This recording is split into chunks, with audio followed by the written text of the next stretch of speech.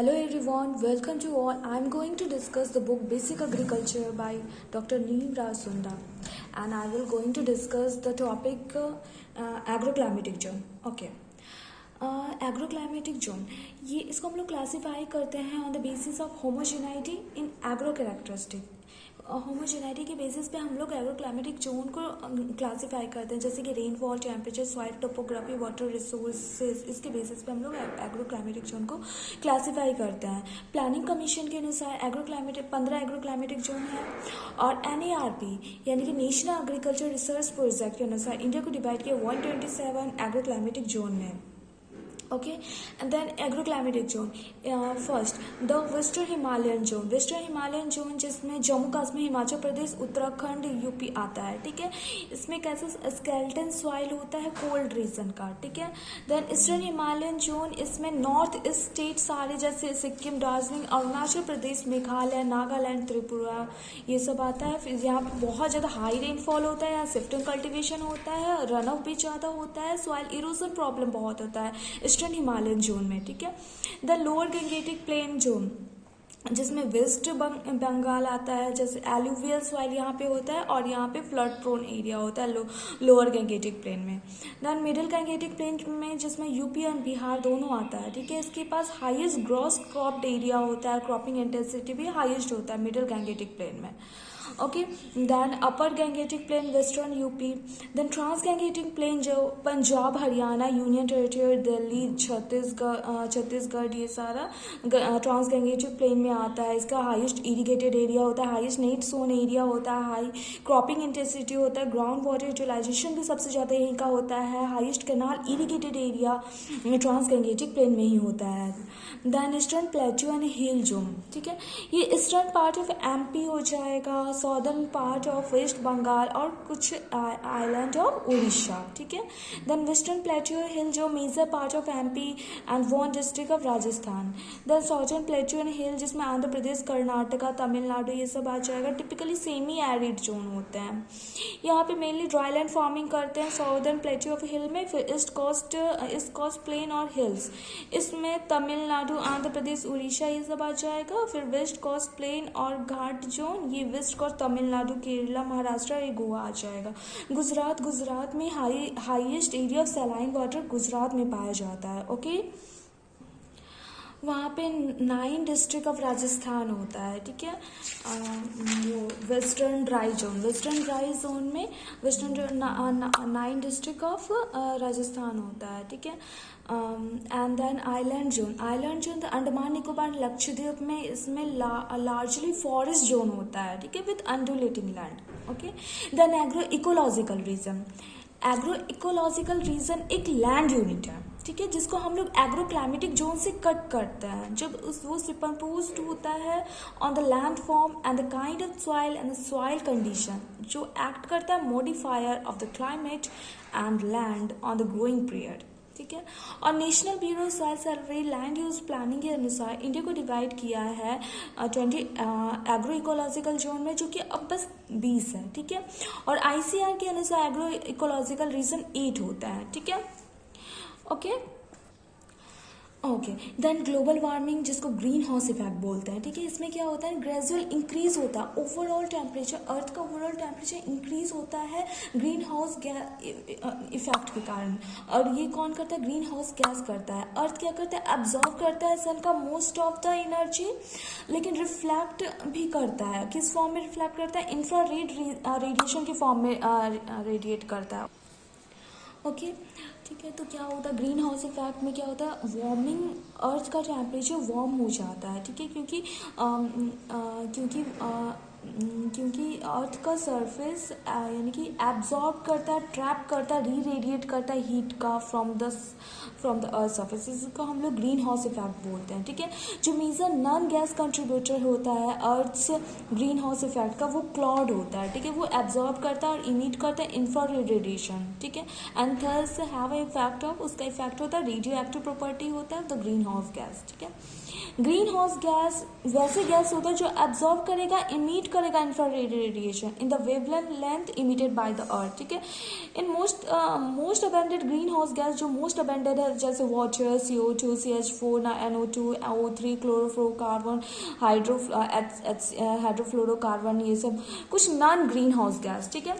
जो major atmospheric concept जैसे N2, O2, argon, ये सब ग्रीन हाउस गैस नहीं होता क्योंकि इसके मॉलिक्यूल के पास 2 एटम होता है और सेम एलिमेंट होते हैं, जैसे कि N2, O2, ये मोनोएटमिक मॉलिक्यूल जैसे कि आर्गन, इसके पास कोई भी चेंज नहीं होता है distribution of their electrical charge. जब वो वाइब्रेट करते हैं तो उसके इलेक्ट्रिकल चार्ज में कोई भी डिफरेंस नहीं होता है, ठीक है।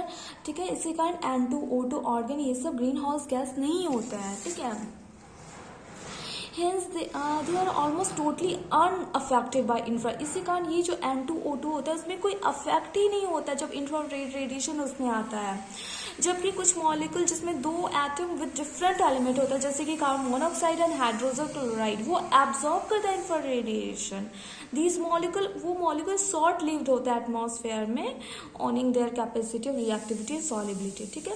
देयरफॉर दे नो, इसी कारण वो कंट्रीब्यूट नहीं करते हैं ग्रीन हाउस इफेक्ट, और उसको हमेशा ओमिट करते हुए discussion of green house gas effect. यानी कि हम लोग देखें ग्रीन हाउस गैस क्या था। ग्रीन हाउस गैस अगर पूछा जाए तो water, CO2, CH4, N2, O3, ये ठीक है। नॉन ग्रीन हाउस गैस है N2 है, O2 है, आर्गन है। N2, O2, आर्गन इसलिए है कि N2 मॉलिक्यूल इसका सेम दोनों सेम एटम होता है और इसमें कोई वाइब्रेशन नहीं होता जब भी इसमें इलेक्ट्रिकल चार्ज आता है तो, ओके।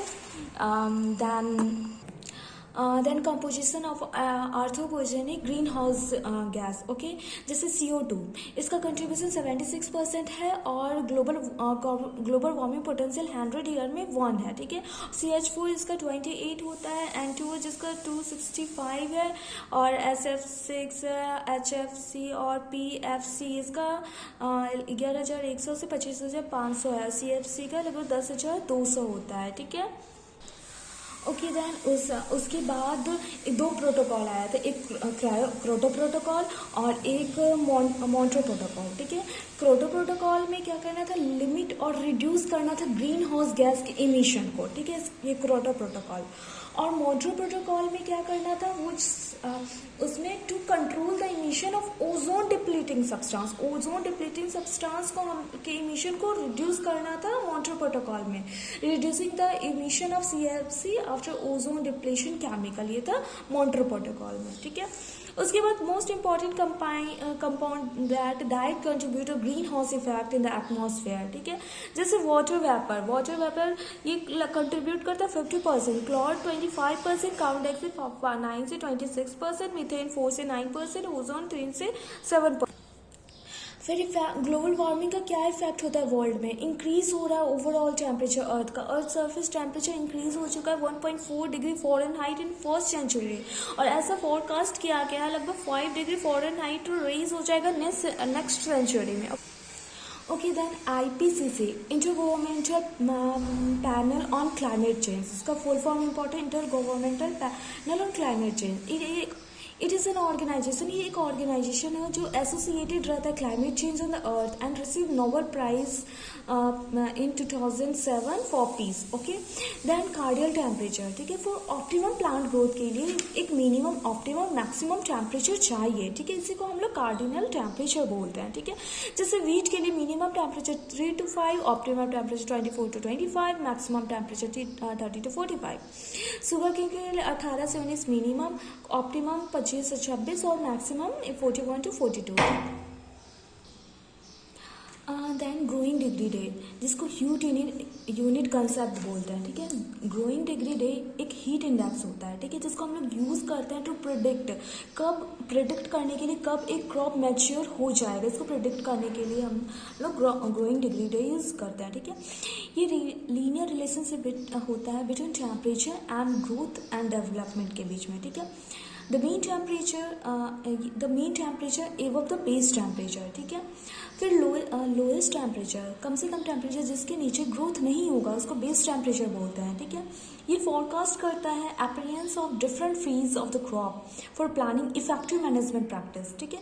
ये बताता है pest disease incident, pest disease ये सब कब आएगा, ये efficient crop and selection suitable particular environment को बताता है। It is known as thermal unit, इसको हम लोग थर्मल यूनिट के नाम से भी जानते हैं, ठीक है। बेस टेम्परेचर कुछ क्रॉप के लिए जैसे वीट बार्ली एंड ओट का 4.5 डिग्री सेल्सियस, राइस का 10 degree Celsius, maize and sorghum का 10 degree Celsius, okay.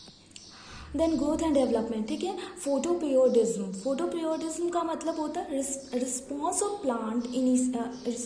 Flower initiation in the plant to the length of day and night, ठीक है। Flower initiation in the plant depend करता है sunshine our पे, कितना देर sunshine हुआ, ना कि इंटेंसिटी ऑफ सोलर रेडिएशन पे डिपेंड नहीं करता है, ठीक है। इसके अनुसार 3 type of plant, short day plant, long day plant, day neutral plant. Short day plant का एग्जांपल हो जाएगा खरीफ क्रॉप, ट्रॉपिकल क्रॉप, ठीक है, जैसे कि बाजरा, राइस, मेज, वीट, सॉर्गम और sugar cane. Long day plant का एग्जांपल हो जाएगा rabi crop, temperate crop, wheat, barley and gram, okay. Day neutral plant के लिए sunflower, cotton, tomato, buckwheat and cucumber, ठीक है। विद ग्रोथ रेगुलेटर हार्मोन, ठीक है। ग्रोथ रेगुलेटर वो प्रमोट भी करता है और एक ग्रोथ रिटार्डर होता है जो इनहिबिटर होता है, ठीक है।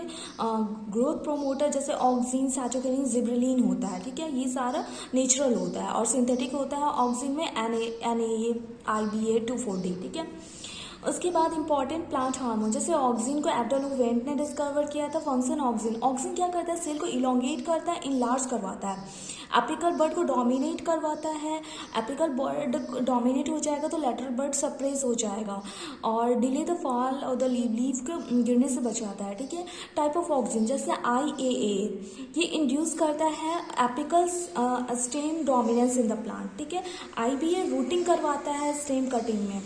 NAA ये प्रिवेंट करता है, फ्रूट को ड्रॉप होने से बचाता है, रेगुलेशन ऑफ फ्लावर, पार्थेनोकार्पी, ठीक है। फिर 2,4-D जब इसका कंसंट्रेशन लेस देन 20 ppm होगा तो वो हार्मोन की तरह काम करेगा, लेकिन जब उसका 20 ppm से ज़्यादा होगा तो हर्बिसाइड की तरह काम करेगा, ठीक है। अब जिब्रेलिन्स आइसोलेट किए हैं जिब्लिया फिजिक्यूरिया फंजाई से, ठीक है। इसका फंक्शन होता है सेल का डिवीजन एंड सेल का इलोंगेशन।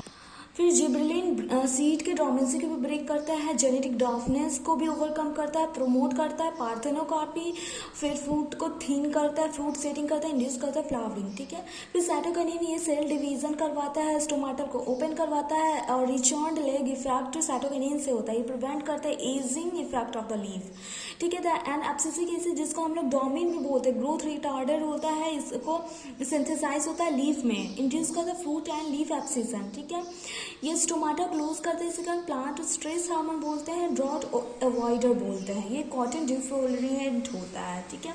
फिर इथिलीन ये लिक्विड और गैसेस फॉर्म में दोनों में पाया जाता है, ये राइपनिंग करवाता है फ्रूट का। फिर इथरल जो कि लिक्विड फॉर्म में होता है और ये राइप करता है बनाना, मैंगो, बेर, डेट फ्रूट को। इथोफोन जो कि गैसेस फॉर्म में होता है, इसे शुगर कैन ग्रेप्स राइपनिंग के लिए यूज करता है, ठीक है।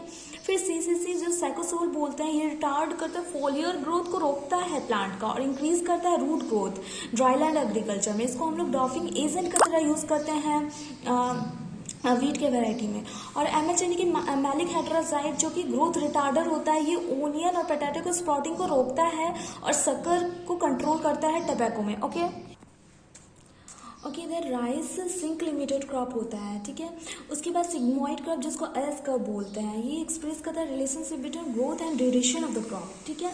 तो एक लैब फेज होता है जो कि इंटरनल चेंज होता है, प्रिपरेटरी फेज होता है, log phase grand period of the growth, decreasing phase growth rate at a decreasing rate, plateau phase growth रुक जाता है मैच्योर, और सेनेसेंस फेज जो डेथ ऑफ द प्लांट मर। Okay, then law of minimum इसको Liebig ने बताया था 1862 में, ठीक है।